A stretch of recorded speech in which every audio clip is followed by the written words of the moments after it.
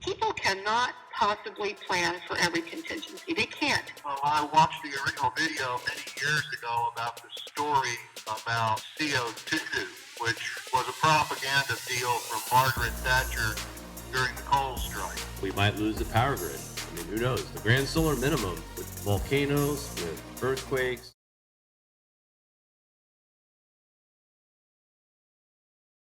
People cannot possibly plan for every contingency. They can't. Well, I watched the original video many years ago about the story about CO2, which was a propaganda deal from Margaret Thatcher during the coal strike. We might lose the power grid.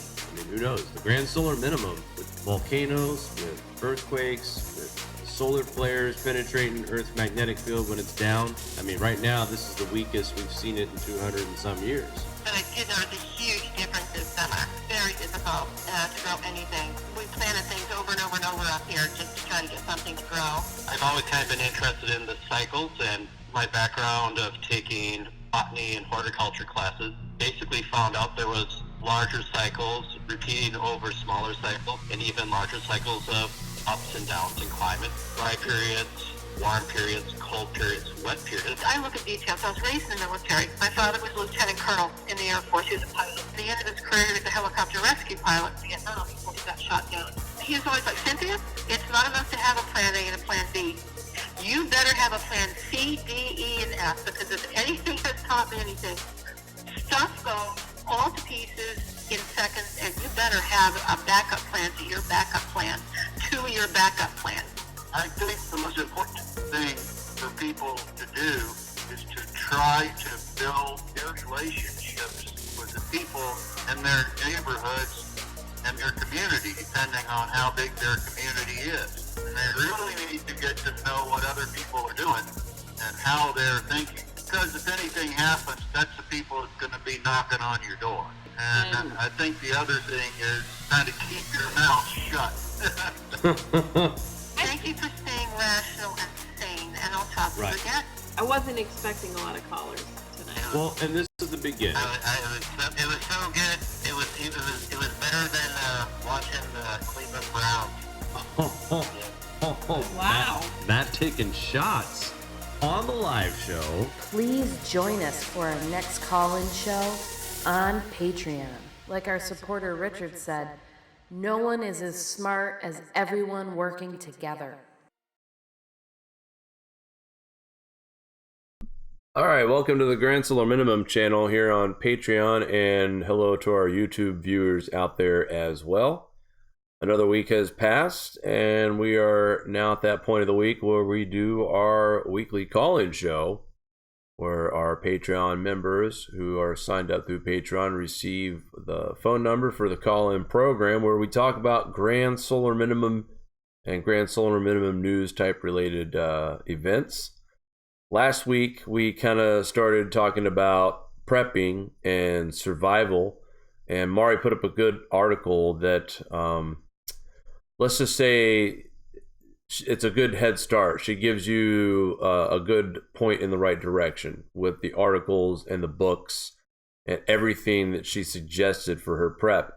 But tonight, and this is kind of something that, you know, Mari has put some thought into, and very much so, we should.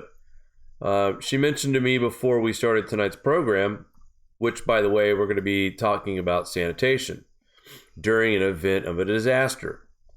And she was letting me know that the Haiti event, the situation with the cholera outbreak, all because of poor sanitation and not planning ahead. So a lot of people lost their lives due to this outbreak, more so than the natural disaster. So, Mari, I guess, first of all, thanks for, you know, bringing up something that a lot of people probably wouldn't think about, just because, you know, talking about growing is a lot more fun. There's more to accomplish, but these are just the basic necessity things that we need to have understanding on to make sure that we don't create even a more hazardous situation. Yeah, the article that we went over last week just was a basic overview of how to get started with prepping. I'm losing my voice, Dave. So I wanted to go forward with the next each live show, pick topics from that article and cover. It's so easy to branch out with these prepper topics. There's so many different complexities. So breaking it down into an hour format is very tricky. The article from last week covered primitive skills, cooking from scratch, self-defense, hunting, foraging, garden, food preservation, water safety, alternative energy, ham radio, and a few other things. One of them is sanitation. So what would you do in a situation looking at events like Haiti, which is a classic example, which killed thousands of people and hospitalized thousands, hundreds of thousands? How do you prepare for just basic emergency sanitation? And I have a list that I found, and I'll post this on the website afterwards. Some of the categories of sanitation that you're going to want to think about and at least have the knowledge under your belt to be able to handle it. It's all about prepping, and this is just one component of it. So, personal sanitation supplies. What supplies do you need to stock just to meet the basic sanitation needs? How will you be able to shower or bathe when the water supply is limited? If sewer systems fail, how are you going to dispose of the human waste without creating a health hazard? And what are you going to do with when the garbage man doesn't stop taking away your trash each week? What do you do with your trash? Do you know how to compost? Do you know how to reuse some things? I mean, there is so many different ways you can go with how to stay sanitary, because again, you can get stuff like, what was it? It's called cholera, right? Yeah. So I always pronounce that right.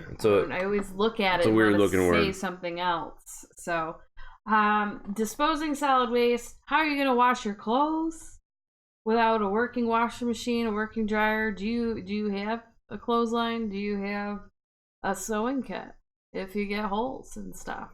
Do you have enough warm clothes? Extra pairs of boots? That kind of stuff. Pest and rodent control. Do you know what kind of storage will help protect your food more? I know last week Jesse was talking about how he stores a lot of his foods in aluminum garbage cans instead of the plastic, because he has had problems with the rodents chewing through the plastic. I can see that. And that's a very maybe some of those thicker 5-gallon plastic buckets will protect, but still, you never can be safe. I guess metal garbage cans definitely will keep anything from chewing through that. So I have a breakdown of just, I hope some people call in and discuss their ideas. I know we have several people who are off grid and have things like self compost or auto composting toilets. Interesting.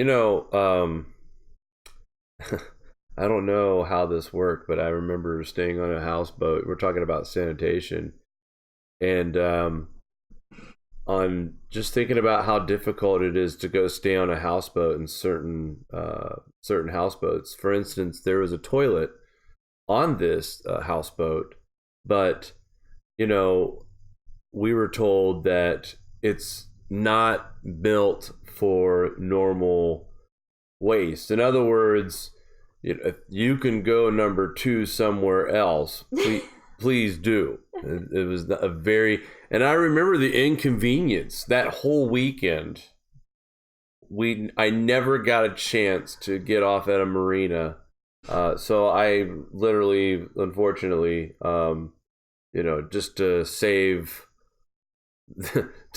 from any, I'd be embarrassed if I was a guest. So if I would have broke the toilet, no one could use it because I could picture I had to go, but those are things that people don't think about, that it can cause just inconveniences, and it's going to be one of the first inconveniences you come across. Yeah. If there's, I mean, our infrastructure is awful. It doesn't have to be something totally catastrophic, but even if you're in the proper mindset and you lose a water source or you lose that means, why are you looking at me like that? I was just thinking, like, if this was a real segment on a nightly show, this could be Talking Shit with Jake Riley. I was just thinking a future show segment. We could have a shit talking segment of every weekly show for like 5 minutes and like do the this is just when we get big. That's all I'm saying. But go ahead. We're never gonna get big, Jake. No, I guess not. We've been held back for years. There's no way this channel's gonna grow much. But all right. So the average American, Jake, uses about, I think, 100 rolls of toilet paper a year. Well, that's probably double for this household, and not because of what you think, but we have a dog that thinks that chewing on toilet paper is fun. So 100 single rolls just for one person, and if you have a family Wow. of 4, and if there's nothing to, I mean, how do you can't really easily make toilet paper, so you're gonna want some alternatives to have on hand. Are we going back to the corn cob days here? No, well, you probably don't want to use corn cobs. I mean, I'm certainly, you could, but I would recommend, if you're prepping for sanitation, to have a lot of spare, like maybe flannel cotton squares, like 8x8 or whatever. Just cut out used up flannel, save these fabrics for reusable toilet paper, Jake. Yeah. I'm just saying, it's interesting. Like, we're really talking about this right now. Well, if you're prepping, do you want to be the person with TP or the person without? No. That's the question. I want to be the person that has the alternative. Because let's face it, let's say that, things like Mr. Wheelbarger has told me in the past, where we face an EMP or a massive solar flare that wipes out the grid. And let's say even if it just wipes out America's grid, you're still looking at about 7 to 10 years of grid failure, power outages. Therefore, we're not going to be that industrial nation that we were. So I would rather know, and that's why I'm glad you're talking about this now. I would rather know the alternatives now instead of, well, I've only got 400 rolls of toilet paper left. You know what I mean? Like, eventually we're going to run out. I mean, so yeah, it's going to be nice to have some prepped, and it might even be like on the trading block in the future. Like, think about it. Bartering, yes. Like, people don't want chocolate when the grid goes down. They want toilet paper. And that might just get you like a $500,000 home if you have several rolls of toilet paper. Lighters. Hey, I'm just saying. Kind of stuff definitely going to be hot commodities. So definitely have a lot of toilet paper, but at the same time, let's learn about the alternatives, because I'd rather just be ready. I mean, look, if it happens and everyone realizes what's happened, I mean, we know what we're going to be facing: a very long road back to recovery from where we are now. And so we might as well just go ahead and, let's face the alternative options now. Yeah, I mean, you can stock up on like baby wipes, and you could install, if you had running water, you plan on that. Maybe if there was something where you couldn't go to the store and have toilet paper, you could have a bidet, Jake. A bidet. But let's get on. No pun intended. Over this silliness. Sorry. Sorry. It's Saturday night. We're just trying to have a little fun here, guys. That's all. Let's clean it up a little bit. Let's talk about soap. Yes, a new debate says, remember the joke about the bear and the rabbit? You remember the joke, don't you? I don't. What are you talking about? The bear looks at the rabbit and says, hey, you ever have a problem with shit sticking to your fur? And the rabbit looks at the bear and says, why, no. He goes, great. And the bear picks up the rabbit and wipes his ass with him. Okay. Oh, boy. I think there was a better punchline Where's than that. that But cleanliness talk? Okay, clean talk. this is the Patreon show. Yeah. You know, this is pay-per-view. But we're live type. on YouTube. Yeah, that's all right. They'll get over it. Nobody wants to call in and talk shit with us. Right. So, oh well. So let's go ahead and end the segment of shit talk. Let's move on to more ways of sanitation alternative. Yeah, right. We're already limited. Why stop now? Are we limited? Probably. Did you check? No, It wouldn't surprise me. I wouldn't care. Okay, so soap, bar soap, it's recommended about 1 bar of soap per person per month is a safe estimate. I know there's ways of making soap. It's like one of those skills you could probably learn as well, like soap making, candle making, all that fun stuff. Probably learn how to make soap as well. Summer BC said wood ash makes soap. Interesting. Something to look into as well. Soap making is a craft, and my cousin is a soap maker, and it's fascinating to watch her go at it. It's something that they used to do back in the day. It's a great skill to have if you want to learn a new hobby. Soap making is a very useful skill. And I always like thinking about this now. We're talking like one guy here, Circus Midget says, I roll in the dust. But I do wonder about this. Like, we watch these apocalypse shows, Walking Dead. They haven't had a real bath, sanitation. But they always look so lovely with their nice clothes. Well, besides that, could you just imagine the smell of everybody? And hair. Especially living in Georgia, like the smell. How do we keep ourselves sanitary as well? Not just, how to wipe our ass and everything, but like it's interesting to think about how we're going to keep ourselves hygienically. Like if you're in a dirty environment and you haven't bathed in like a month, like getting a wound, it's going to get infected. Like how to treat that too. Lots of things to consider. What about just dental care? Taking care of your teeth. Brushing teeth. Look, that too. I can't imagine, but think about it too. Like since we're talking about everything's off grid, everything's been down for months now. We're not going to be consuming foods anymore that will be causing a lot of that bad breath anyway. I mean, let's face it. It's very possible you could chip a tooth or have an abscess or some kind of dental problem. I know for maybe fillings that fell out, they have the wax. Like you can get them in like little tubs in the store to do temporary fillings. Back in the day, they used to whittle wood teeth. Wood teeth. Yeah. My son once told me that George Washington had woolen teeth. Which was interesting. So wood teeth. I'm telling you, I know where we are technologically right now and how far advanced we are as a civilization, but again, this grand solar minimum business only happens every 206 years or so, approximately. And no one was alive to talk about it, not your great-grandpa, not even your great-great-grandpa. So this is really the unknown charted waters here, and especially talking about when you're talking about the modern minimum as well. So we definitely don't have any direct connections with anyone who is alive for that. I think it's just when you're talking prepping, it's not ever a wasted thing. It's to be prepared, to equip yourself with knowledge and have that. So what are you going to do with all that prepping supply if nothing happens? Well, go camping more often and enjoy the outdoors. You're set. I mean, I don't know. I'm with Mari. It's better to be prepared. There's nothing wrong with slowly prepping. Grab a little bit here, grab a little bit there. Always kind of Mari always tells me we need to set a more of a weekly budget versus a monthly budget when it comes to prepping for food.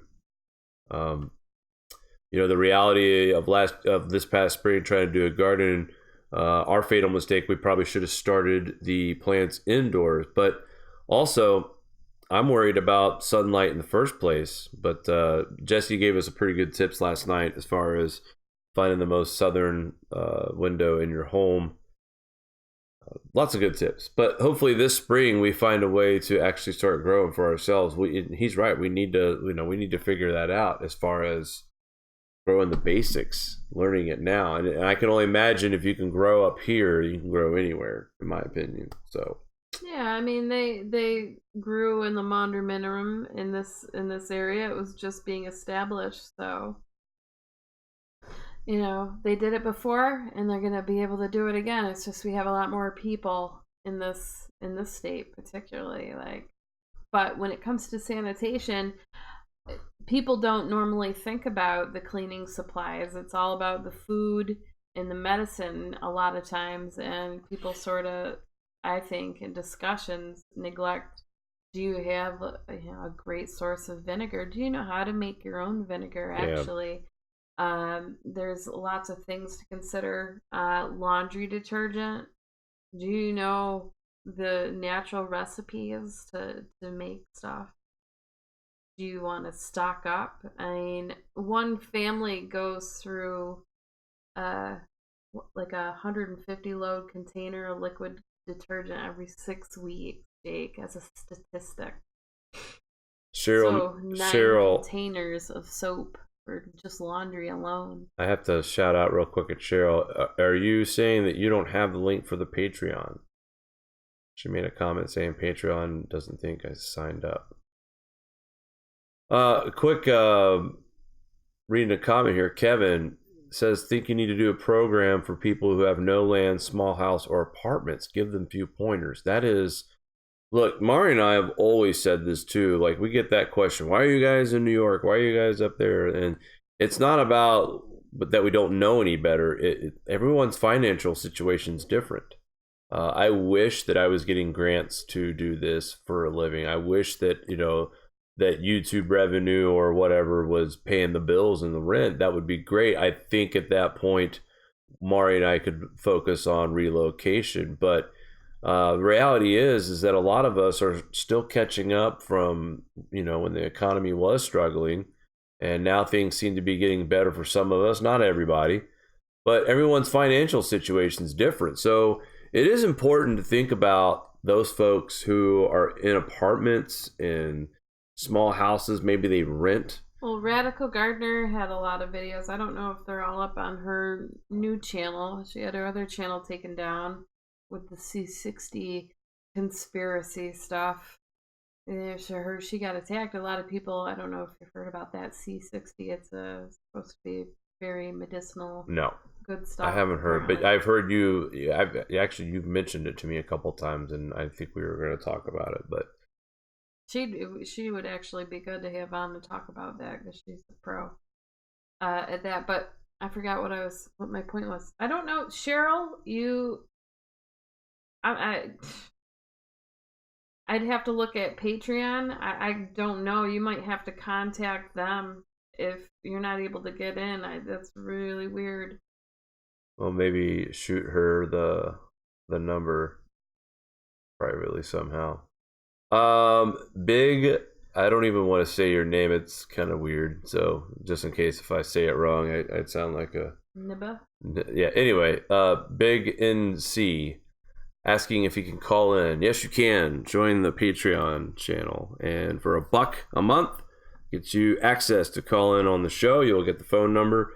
And we are taking calls right now. Actually, our Patreon channel has grown, and I think we have some folks who just maybe are a little shy, but you don't have to be an expert. You don't have to be a scientist. You don't have to be a farmer. Just call in and give us your thoughts and ideas about prepping for the grand solar minimum, or how you've noticed that the weather has changed around you and things are making more sense now that you're hearing the explanation from actual science and not just speculation from climate wannabe scientists such as Bill Nye and other famous celebrities and musicians who seem to be the ones who are making the most ridiculous claims about the so-called climate crisis.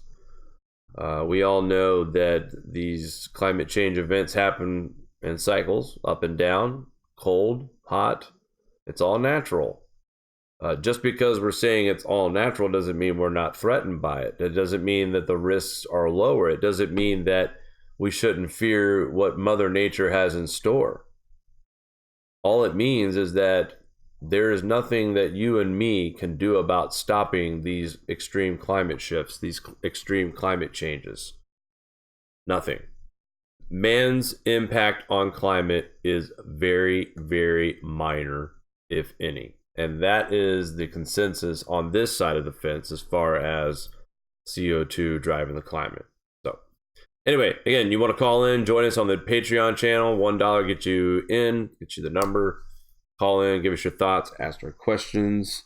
Looks like we finally do have someone to have a chat with. Is there a name on there? Not yet. Okay. You have to give it a minute. While that is processing here, I think it's Richard. You want to say hi to Richard? Is it Richard? Yeah. Go ahead, put him on. Let's see what. Hey, good evening. Good evening, Richard. How are you, sir? Richard. It says I'm here. fine. I just thought I'd call and check with you for a minute. He says So, Roman. you know what the Romans used for toilet paper? What's that? You put a sponge on a stick and it was dipped in vinegar. The only problem is everybody used the same stick and sponge. Oh, God. Yeah, well, you know, and you're right, though. I mean, back then they didn't think about it like that. I mean, you know, you didn't want to walk around with dingleberries. You use the same stick and sponge that Jerry and Louie used earlier. So, yeah. They were communal toilets. Everybody sat down together. There were no partitions and had a good conversation.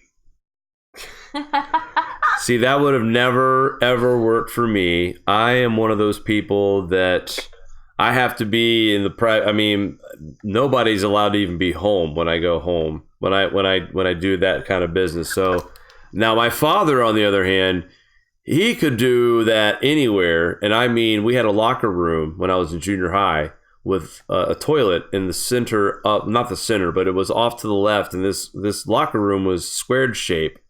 Toilet in the corner with no walls around it, and my father would sit on it after our football games. He was our coach, and he would yell at all of us, even if we won, while he was taking care of his business.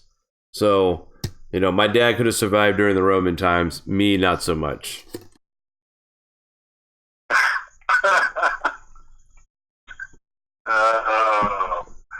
Well, I just thought I'd cheer up your day with that thought a little bit. Yeah, thanks a lot, Richard. I was actually just going to start talking about how vinegar is like, it has an indefinite shelf life. It's one of the best things to put aside, stock up on. It's cheap. It lasts forever. It cleans not only your butt, but everything. Everything. Disinfects. Hair. Kills mold. Yeah, I mean, beautiful thing. It's a good. It's still a good mention there, Richard. You know, even though it was kind of all you need is a stick. A strange thought, but at the same time, a good mention. Very good mention. Didn't know that. Learned something new.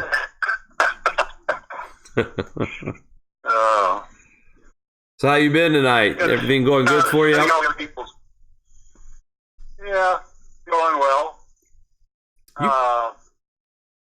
Some other things to think about that's not on that vein, though, is for people that are still looking for generators and stuff, they should look for dual fuel ones that'll run off of propane as well as gasoline. Ah, good idea.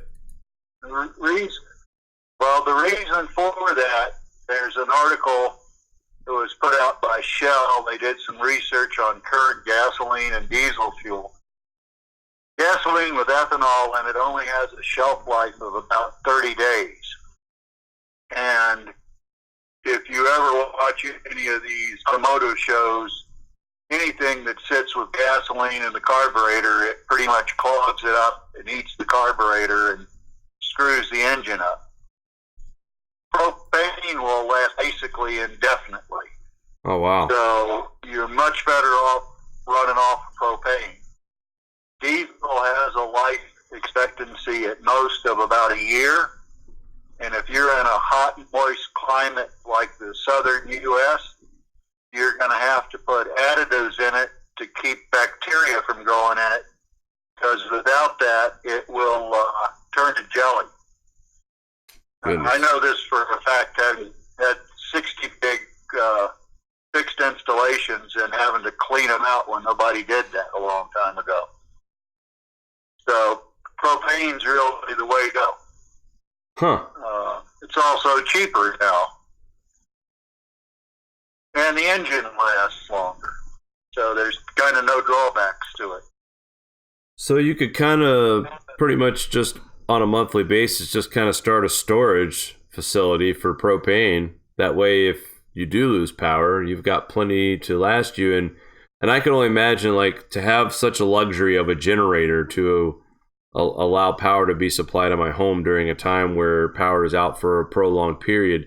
I would probably learn to be a little more conservative and shut it off during peak times when maybe it's just not needed as much. So, but good tip to share with everyone as far as what kind of fuel, and making sure you have a dual fueled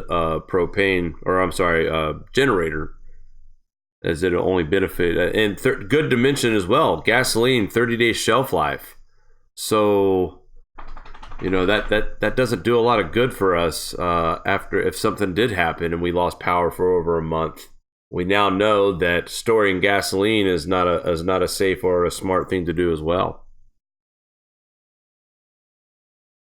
You can buy what's called fuel stabilizer to put in gasoline, but the problem is that even if the gasoline will still burn, the problem is what it does to the carburetor on the engine when you leave it sitting. And like most people, unless you're using that generator on a daily basis or something, you leave it sitting for 6 months with fresh gasoline in it, go out and try and start it, and you wonder why it won't start.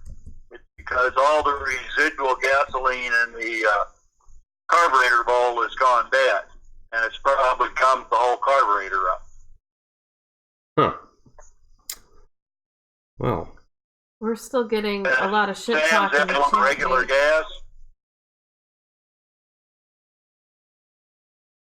Yeah, figure 30 days for gasoline. yeah, they were asking for gasoline, but of course the stabilizer. But again, definitely propane does sound more like the logical fuel of choice for situations like that. Mari, did you have anything you'd like to? I want to get on with the rest of the. Okay. Well, Richard, we're going to go ahead and move on to the next caller, but we appreciate your call tonight. He can stay on if he wants. Oh. I want to stay on topic with the sanitation part. Oh. If it's like the difference of either having a topic for the evening or not having a topic. Like, do we keep it open-ended? It's so hard to stay on topic. I mean, if we had the phones lighting up right now wanting to talk about toilet paper and stuff, then yeah. No, but I wanted to say it's not just about toilet paper or going, that. It's, not number two. There's right. a lot of different things. I'll skip over some of it. All right, because I know, like bathing and stuff. Are you talking about those sanitation? How would you bathe? Well, okay. One way, when we live near the mountains, we can't grow anything up here, but if we lived in an area where we could find spa rocks, and just drop some snow on it, and that steam rises up, and we scrub ourselves down, and luxurious. I'm just saying. Go ahead, though. So another thing is, a lot of people don't know if your sanitation got knocked offline and you can't flush the toilet, how do you dispose of things? I mean, the human waste can spread deadly diseases. Urine typically is safe, so I've read when prepping that it's best to separate the two, and that will help reduce the amount of hazardous material. And you can bury it it's recommended in 2 to 3 feet of soil. Richard, do you have experience with anything like composting toilets or maintaining outhouses that people would find useful for information? Well, we used to have outhouses on an island that I lived on. One of the issues, you know, you have to have lime if you're going to try and have a real outhouse, right? Yep. You have to put lime in the outhouse, otherwise you're not going to be able to get within 20 feet of it because of the smell after a while. And I mean, in Vietnam, they were using 55-gallon drums. They put lime in them. When they filled up, they poured gasoline in them and lit them and burned them. That was pleasant. But you can burn human waste. That's called... If you're going to run an outhouse, go ahead. Is that considered, like, there's a deep pit latrine, the ones that you can set on fire, and then you throw the lime in the soil and the ash and, like, burn it? Jake's laughing at me, Well, but no, here's the thing, if you're in this situation... Well, wait, this is why I'm laughing. I finally understand the term crazier than a shithouse rat. Or without the lie, I couldn't imagine. The shithouse, you know exactly. what?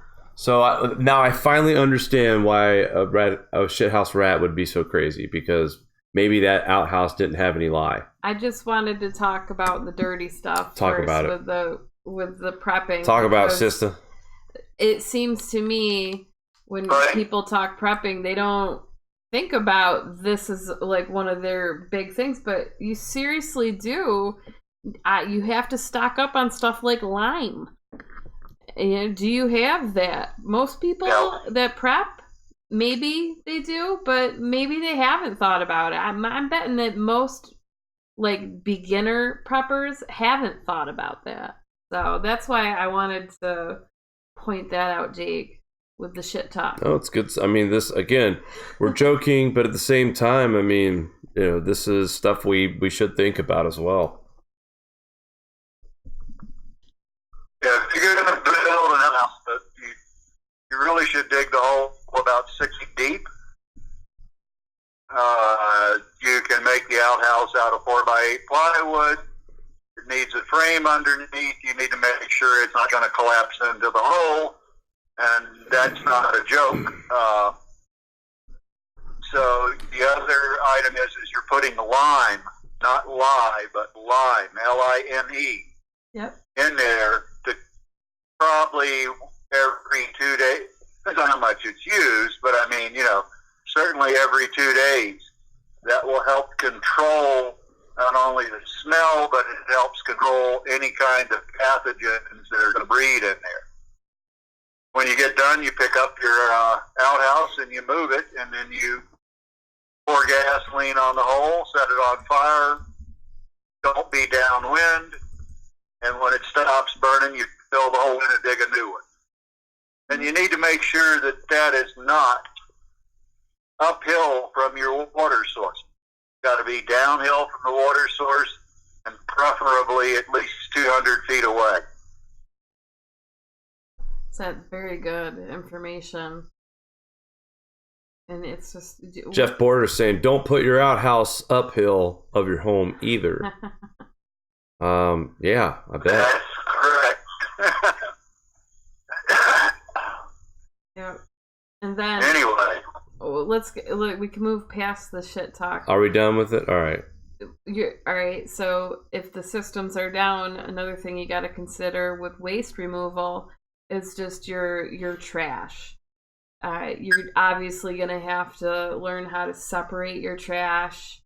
You can separate it into, I don't know, glass, plastic, but separate the burnable items from like the wet stuff where you can like the kitchen scraps that you can compost. A lot of people have like they farm worms and help that with the compost. Have you seen videos about I that haven't. prepping? No, like I said, you're in the lead on this one, babe. You've thought of a great topic, but I've never. I always thought about prepping was about food and shelter, but Where are you gonna put your waste? I'm in like and the trash thing is a big, like burning trash. We have to be responsible how that's done as well. Responsible, and you don't necessarily have to burn everything at once. Maybe some of the trash can be reused as like kindling to start a fire, like paper plates, or however long that lasts. I don't know, but Well, let me ask you this, Richard. What do you do with trash if we don't have services that come pick it up? What would you do? I have no service. What's that? Some things we burn, some things we drive about 20 miles away to the county dump. Just depends on what it is. I mean, cardboard and plastic and things like that go in the burn barrel. you can compost. Maybe some people don't know this. You can compost like manure from any animals that do not eat meat. You don't want to compost manure from animals that eat meat. It's good to know. It's bad. There's some kind of, you could get sick. Compost is going to give you some good nutrients into your soil and stuff. I don't know if the mic's close enough or not. Well, it sounds like you're getting quieter when you talk, and I'm sick, Jake. I get that. You got me sick. Oh, geez, my fault. Okay, here we go. Oh, no, kidding. So, what else you got there, Mark? We basically compost all the. What's that, We Richard? compost all the animal waste. So we mix it in the ground and use it in the garden. Yeah. The compost also, I think you're going to want to cover that with like a black tarp to help increase the temperature, which speeds up the decomposition rate to make it into better, whatever you call it, leftover. Would you call it mulch? We'll just call it compost, actually. Reading here, you can compost manure, but just don't put it on your garden. After 1 to 2 years, you can put it around fruit trees. Thank you, Bonnie. Cheryl says, I'm in the country as well. We have a dump recycling facility. There are no services, so burning would be easier here, but in the city it would be tough.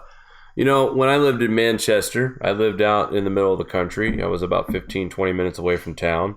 And I remember I had a pickup truck, and mainly because it was for hauling the trash down to the dump once or twice a week. So, yeah, some have that convenience, but I'm talking about, I wonder as well, and that service is unavailable to us as well. I think burning would be mainly the only solution. Now, you could bury it, but you could bury some of the, maybe like what they call the e-waste, the electronical components. Maybe those can be disposed of different. You're not supposed to burn those, apparently. TV tubes and stuff like that. You're not supposed to burn those. It's bad for the environment. I mean, in an off-grid situation, how much of that are you really going to have? It's not like you're going to Best Buy like every other week. Maybe. New stuff. Maybe I am. So let's talk like how to keep your britches sanitary, Jake.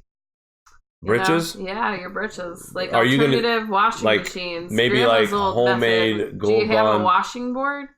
What is you it? got big metal buckets. I was thinking of powder. Is it going to be a powder that you can sprinkle on it? Well, baking soda is a great cleaner. We'll go back to the old washboard style. I know people who prep and stock up on crazy amounts of laundry detergent. I don't know what the shelf life of that is, but I've seen some people stock some crazy amounts. I don't have room for that here. I'd probably use something very easy like baking soda, I guess, to keep it clean, fresh. Steak, borax, right? Yeah. Do you know how to use a washing board? I do. Not only I can you use it to, played a washing board in a bluegrass so you know how band. to use it as an instrument, Yes. but not actually to They wash clothes on those? clean your Oh. britches. Thank God I have you around, right? We got more callers. Jesse has some stuff to say, and then after Jesse, we have another caller, Jake. Oh, wow. Well, Richard, did you want to offer up any final words before we move on to our next caller? Nope.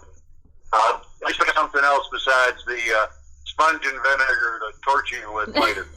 Roman toilet paper. Well, that one definitely takes the cake. So thank you for calling in once again, Richard. Have a good evening. Bye, Richard. You too. Bye-bye. All right, you say we got Jesse coming up here. We'll say hi to Jesse, and then there's another caller right after him. So the phone hung up. I think you might have accidentally closed the session. Well, you're still on the mic. Yeah, I'm still live. So hello, everyone out there. In Keep Grand them Salem. entertained. I will. But no, some good pointers there from Richard. And Richard has been a long time listener, and he's been calling in probably since the first show we started.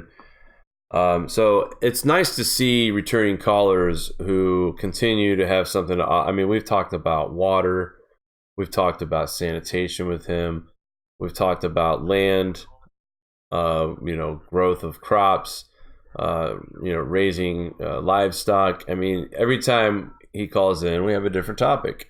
And same with Jesse, another frequent caller of ours. And last night we actually got a chance to kind of just really scratch at the surface of his extreme knowledge of gardening. So, and, the comment was made that once we get our garden growing, the conversations will flow better with us. And that's true. We desperately need to start growing as soon as possible, especially after what we saw this past spring, going into harvest season now, where several thousand acres of land have been destroyed crop-wise. All right, so we got everybody back, Mari? I hope so. So is that Jesse? Jesse, is that you? Yeah. How you doing? I'm here. It was silent on my phone, but we're connected now. Huh. Really strange. Yeah, something dropped, so, So, Jesse, last night, first of all, thank you very much. Lots talked about. I think people received your information very well. Seemed to enjoy what they had heard. And I know there's a lot more to talk about, so I just wanted to quickly thank you once again for taking time out of your night last night to kind of educate us just a little bit about gardening and some very helpful hints. I think one of my favorite tips that you gave last night was making the gardens accessible as far as moving out of weather when you know there's a storm coming. So, but anyway, thanks for calling tonight. What was on your mind?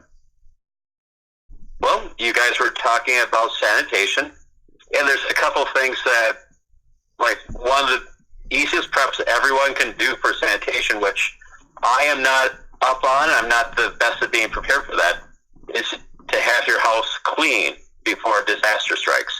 So if you have your dishes washed, you have all your laundry done, you have your house cleaned, then you're one step ahead of your sanitation. So, life gets busy and you don't keep up with the dishes, and you have a sink full of dishes, and all of a sudden you don't have power. You're in a slightly worse spot than when all the dishes are done. Yeah, good point. Definitely would make cleaning. I get what you're saying. People do their spring cleaning, and they do a really deep clean during that process. Imagine trying to get that accomplished with no power. I gotta go get a cough drop. Sorry. Right. Well, and think about that with your laundry too.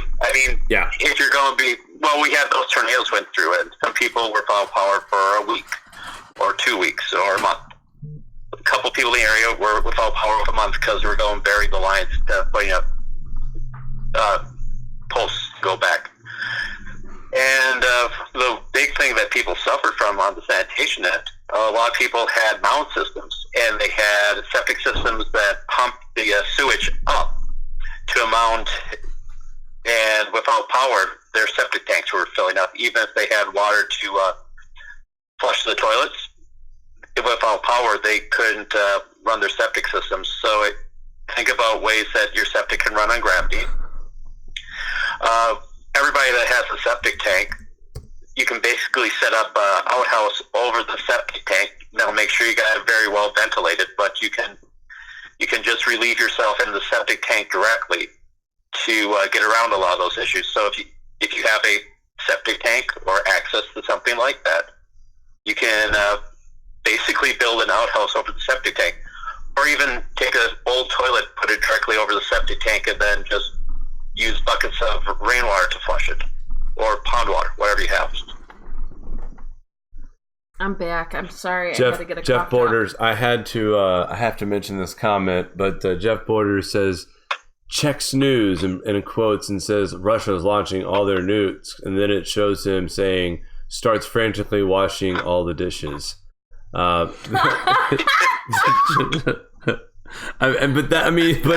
like our listeners are like duly noted. But again, I get it. Like, no one would ever want to do their normal house chores without power, whether it's dishes, whether it's laundry. You got floors to vacuum, things to maintain. So that's another good point there. I guess trying to keep things as tidy as possible is also the best way to stay prepared for a disaster event as well, to make matters even easier than worse. Mm-hmm. And then, like, on that end, now I grew up. It was an old first homestead for the area where I lived in, and the place was 150 years old, and we actually had an outhouse there, and we had our regular running water and everything. But that was the second bathroom on the farm, was the outhouse, and the permeability of the soil will determine how you handle that too, because we were on sand, so everything drained away really quick. And when you have a good living outhouse with really fast bacteria there, everything was turning to white powder on the surface of the ground relatively quick. And around outhouses, planting like black-cap raspberries is a good way of recovering nutrients. And they grow wonderful around an outhouse. And then for urination, a good thing to think about is urine is full of nitrogen, and it's a great source. It's the second cleanest water we have. If you have an accident, you need to flush out a wound, you don't have regular water, urine is an acceptable option for flushing a wound if you don't have water. Wow. Taking the urine to take out fruit trees. Rotate around your fruit trees, and each day you go and urinate on a different fruit tree. And then you are using that nitrogen. And there's some people that build secondary urine systems in their households, and they use all the urine for the fertilization of their garden. Now, if you're on some strong meds that are expelled through the urinary system, you may not want to put those on your plants. So that's always something to consider too, is the medications people are on, they have byproducts that you don't want out on your plants too. So if someone's got chemo or is on some pretty heavy medication, you probably want to keep that contained, because a lot of that is passed through the urinary or digestive systems. So, those are all secondary considerations. So stuff like that, bag it and bury it, or put it in the septic that you have.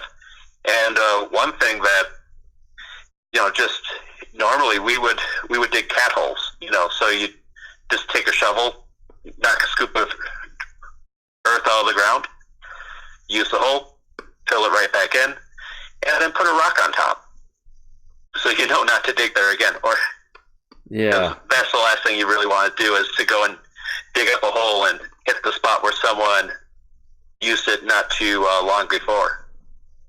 Very true. And, to save yourself the time and effort to clean up a mess afterwards as well. So, again, maybe some awkward and odd conversations to be having right now. And you talk about if you're taking some heavy medications, maybe not urinate on those plants. That would make sense to me. As far as I'm just saying, I had a small joke. This has been such an interesting Someone at hour-long the Cinnamon Toast conversation Crunch about plant must poop. have urinated in a crackhead, that is. Oh, anything boy. that you're addicted to in your life, just remember that a crackhead probably urinated on that plant. That's disgusting, Jake. So, what is wrong with you? Okay, It's Saturday night. bedtime for you. Right. Go to bed. It is what it is, you know. Right. Well, and actually, from the sewer systems, they can tell what everybody is basically addicted to because all those chemicals, the byproducts, are passed through into the waste. That's true. You know, but other things to consider with that, laundry. Old timers in the Wild West, they would have large pots and they would boil water, and they would boil the laundry. So if you're able to plunge the laundry into boiling water, it's a quick sanitizer. And then you hang it out. Be careful. You usually use long sticks to do it. But then that laundry is sanitized just from the boiling water. And that makes sense as well. Well, Jesse, we thank you for calling in tonight as well. We will get in touch. I think we'll have to have it back on our YouTube channel for another longer discussion. Just like I said, we briefly hit the tip of the iceberg. You guys could have gone on for like an extra couple hours yesterday. But thank you for calling in tonight. We're going to go ahead and move on to the next caller. Again, thanks, Jesse, for your continued support here, bud. We appreciate it. Yeah. Have a great night, and don't forget to wipe. More useful information. Thank you, Jeff. All right, who we got coming up next here, Mari? Oh, okay. Alan. Alan. All right. From Kansas. Alan from Kansas. That's what the screener is saying. Hello. Welcome to the Grand Solar Minimum channel. How you doing? How you guys doing? Oh, hey, Jake here, Mari. How you guys doing? Hello. How are you tonight? Oh, all right. Just got back from Minnesota. I don't know if you've seen in the messages, but I was up there during the last winter snowstorm, and I got a Dodge Challenger, and I was driving around, and oh man, ended up totaling it out. Sure. Yeah, deer committed suicide in front of it. Oh man, and just driving, and the Challenger was yours, obviously rear-wheel drive, I'm assuming, correct? It was a rear-wheel drive. Yeah. Nice. It had like 6,000 miles on it. It was a rental car. Oh no. And I popped the hill, and all I seen, I thought it was a moose at first because all I seen was these great big long legs and the bottom of the belly. And my wife yelled deer, and I hit the skids, and wow, airbags deployed. My grandson's screaming. You know, it was pretty. My goodness.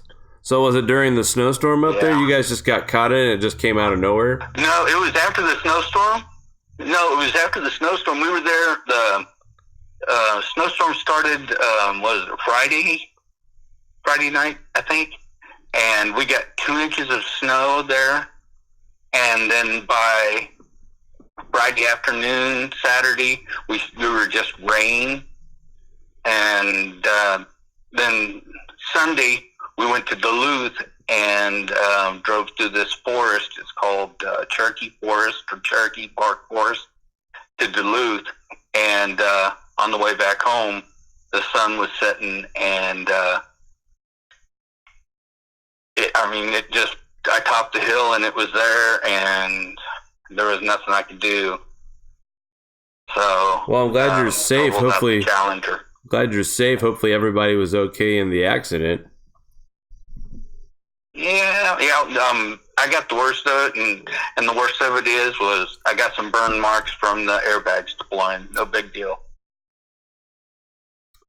Well, glad to hear everything went well with that. Did you have any comments on tonight's topic? We were talking about sanitation and how important that after... Well,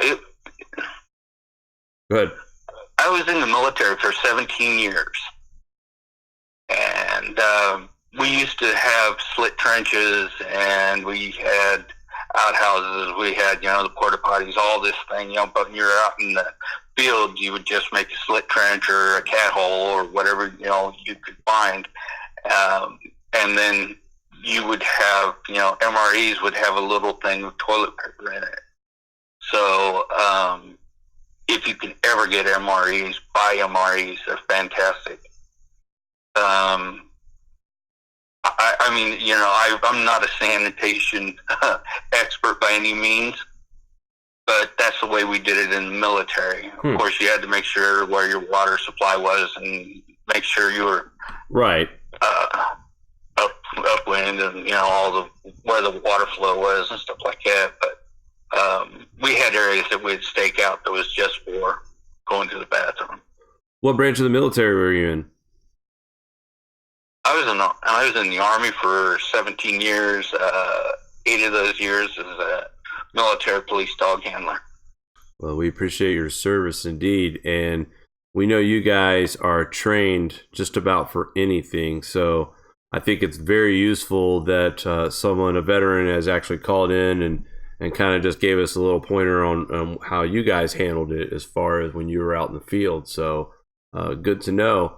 Yeah, and I'm sure things have changed. I was back in I was in before 2000, from 83 to 2000 in that area at that time frame. And things have, I'm sure, have changed. The one thing I did want to tell you, when I was up there in Minnesota, I took a bunch of pictures, and I took a bunch of pictures of the corn up there. Oh, yeah? And a lot of this corn it's brown, it's ready to harvest and stuff like that. They're getting all of the snow and the rain and stuff like that was up there over the weekend. And I was noticing the corn crop.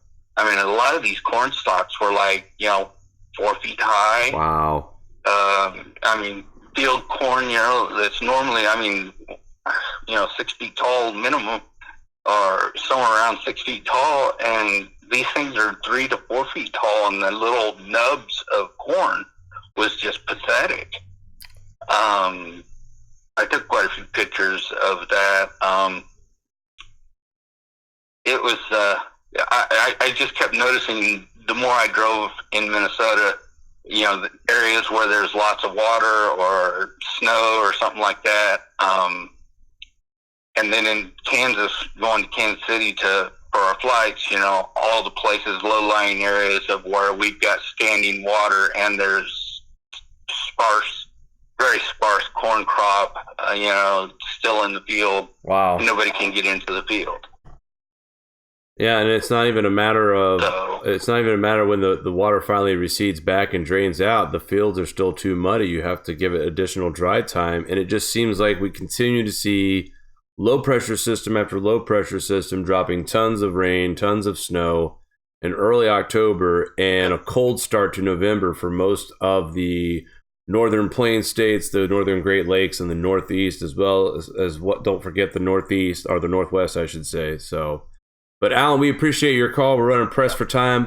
Please call again next week when we have the call-in show, 9 p.m.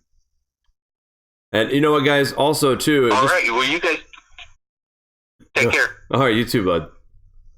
And also, I want to mention the more, it seems like we're starting to get more callers towards the end of the show. So maybe we'll experiment next week where we'll do it a little longer and kind of give more time for people to kind of get, maybe start at 8 o'clock. Well, just start at 9 and go an extra hour or a half hour, see how it works out. So, but that also takes strategic planning on our part as well. I want to know what times work for people as well. Maybe we'll do a poll. People are accustomed to the 9 o'clock. Let's do a poll on the YouTube.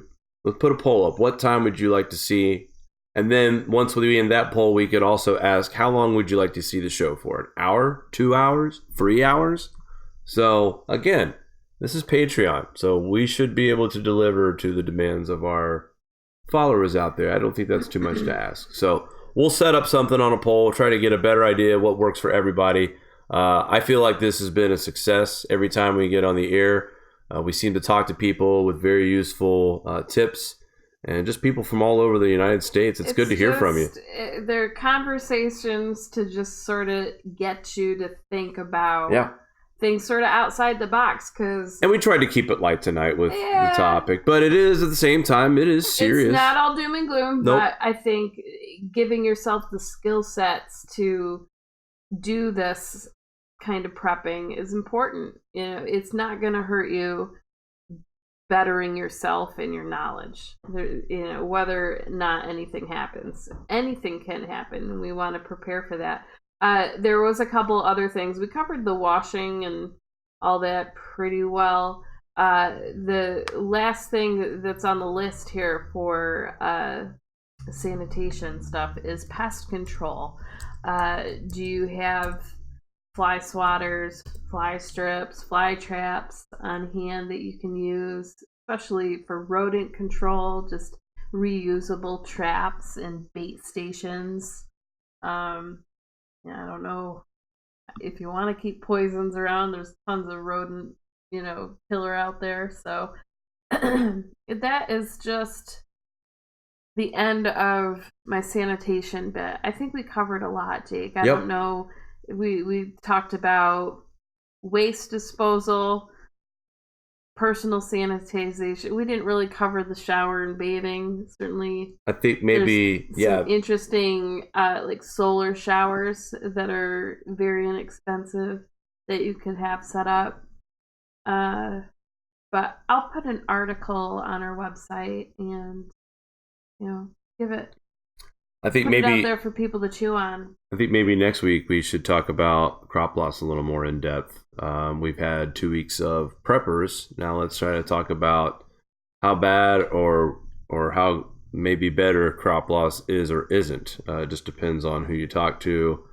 You hear stories that it's worse than what the USDA is leading on to. So maybe next week, I'd like to take calls from people across the country who are just like Alan, seeing these puny corn stalks in Minnesota, and just curious, what's that like? Is that like the same thing in Indiana, Illinois, Iowa, parts of South Dakota? Yeah, it would be great to hear from farmers all everywhere. Over. So first person. Yeah. All right, guys, that's going to do it for tonight's call-in show. Thank you to Alan, Richard, Jesse for calling in. We enjoyed the comments and also great tips on sanitation. All right, guys, that's going to do it for us tonight. We hope everyone has a great remainder of the weekend. We might pop in with a couple hours of some live chat action, maybe play some previous videos, interviews that are of use, and just to kind of chat and hang out with you guys on Sunday. So we'll see about that. Otherwise, we will see you Monday morning for our recent solar update and grand solar minimum news weather. Until then, guys, take care, and we will talk soon. We will talk soon, Jake. See ya. Do you like this show? Give us a thumbs up. Want to support us more? Share to your favorite social media platform. Buy a t-shirt or become a Patreon. All links are in the description below.